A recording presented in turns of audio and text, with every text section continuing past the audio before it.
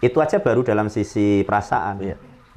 Nah, artinya orang datang ke gurunya itu juga harus dalam kondisi yang vibrasinya benar.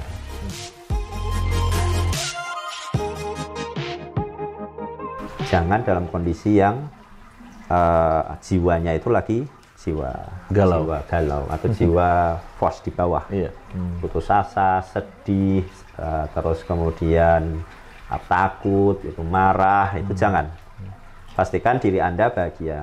Kalau bahagia itu dada Anda terasa longgar, lega. Iya. Maka ada satu merek namanya Lega kalau anak-anak Satya Laksana. Oh gitu. Oh ada brand ya? Ada brandnya. Nah itu berarti yang harus dilakukan pertama kali. Nah buatlah anak itu dalam kondisi yang dia memang senang. Karena senang, pas baca. Karena senang jangan dikasih waktu.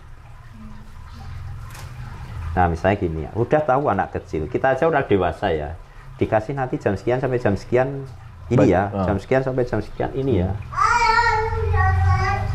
Itu pasti ada ya rasa nggak enaknya. Nggak enak ya. Kalau anak saya nggak tak jadwalin. Itu. Tapi kadang ini kayak kita ini alumni dari kebencian membaca, Pak. Karena dipaksa itu. Nah, gimana cara menumbuhkan cinta bacanya, Pak? Kan maksudnya, apalagi langsung tebel. Masih kecil, aduh Bapak. Nah, gimana Bapak itu tadi supaya ada di zona nyaman anak untuk jadi bisa membaca? Yang pertama itu pindai. Anak saya harus sering-sering memindai sesuatu yang memang perilakunya membaca. Maksud saya pindai itu begini. Misal, dulu sebelum pandemi, saya punya kebiasaan pergi-pergi. Seringnya juga ke luar negeri ya.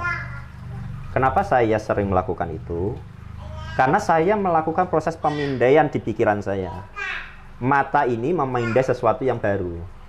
Kalau saya hanya di Jawa saja, ya tahunya itu pasti. Ya warung ya gitu, ini ya gitu. Tapi misalnya saya pergi ke Swedia, terus saya pergi ke atau Aceh lah setidaknya, atau kemana ya. Itu kan akan sesuatu yang berbeda ya. Nah itu kan akan masuk di mata saya memasukkan informasi, saya meraba itu juga memasukkan informasi, terus kemudian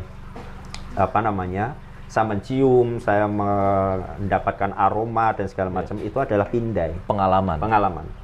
Sehingga kalau saya ini masukkan terus, saya puas-puaskan, satu waktu ketika saya ini termenung, itulah sintesa. Oke. Dari semua yang pengalaman yang ini tiba-tiba terdownload keluar. Itu di saat Anda lagi bengong. Atau itu bakal keluar ya. Atau satu waktu Anda sangat mudah sekali untuk melakukannya karena sudah terbiasa melihat itu. Nah kalau anak itu nggak terbiasa melihat ada orang membaca, Anda ini kan saya yakin kenapa nggak bisa membaca, misalnya ada orang yang kurang senang membaca. Karena memang Anda tidak memindai orang yang senang membaca. Coba sama saya, 1 minggu saja, nanti Anda lama-lama pasti senang. Karena Anda memindai sesuatu yang, ternyata bisa kok, ternyata ada orang. Ya.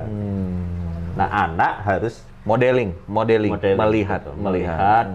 Anak harus tahu pencitraan itu di pikirannya dia. Maksudnya tergambarkan gitu.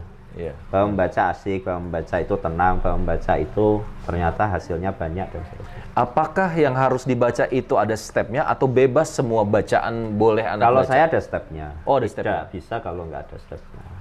Apa saja Pak mungkin jadi inspirasi buat kita? Kalau saya pertama kali membaca itu kisah. Tapi bukan dongeng. Bukan apa? Bukan dongeng, kisah. Benar nyata. Oh iya. Yang nyata.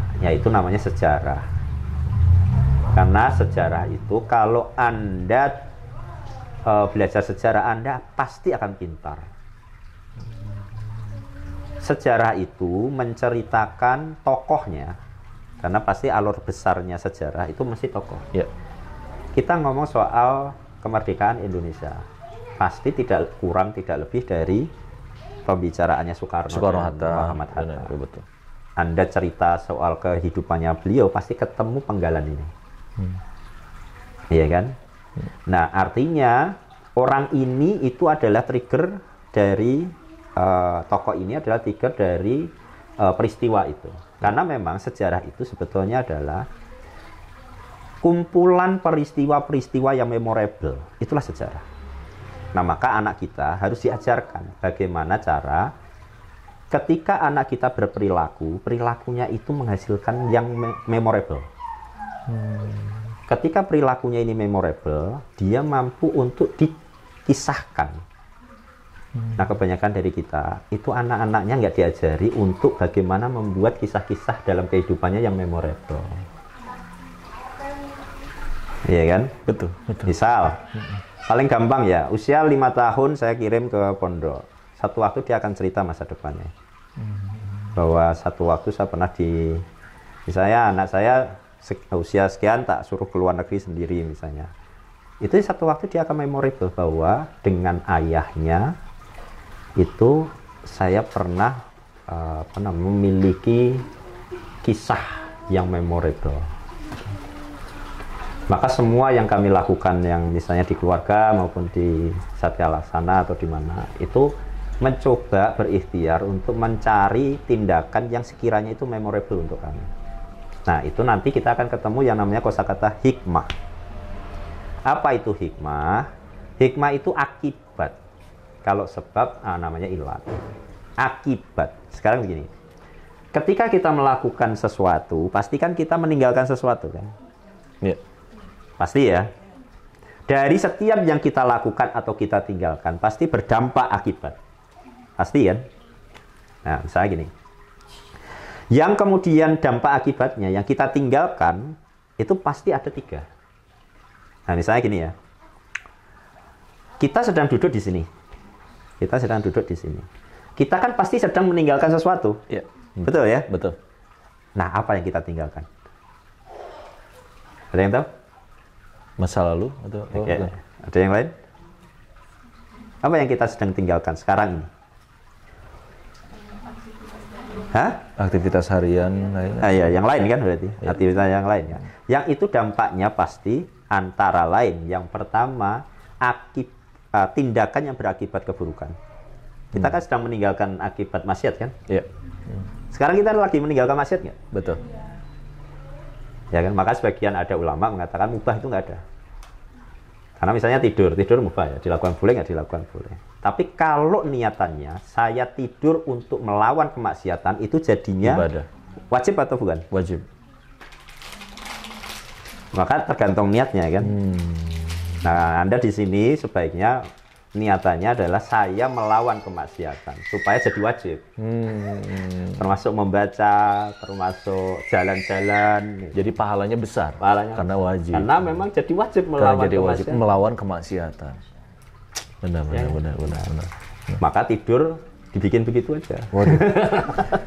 Siap tidur melawan kemaksiatan ya. Tapi nanti perhatikan, apakah benar tidur itu akibat yang benar untuk Anda? Nah, misalnya gini, berarti Anda meninggalkan maksiat sekarang. Tapi ada lagi yang Anda tinggalkan, 2 hal lagi yang Anda tinggalkan. Yang pertama itu adalah kebaikan yang lebih kecil dari ini. Dan kebaikan yang lebih besar dari ini.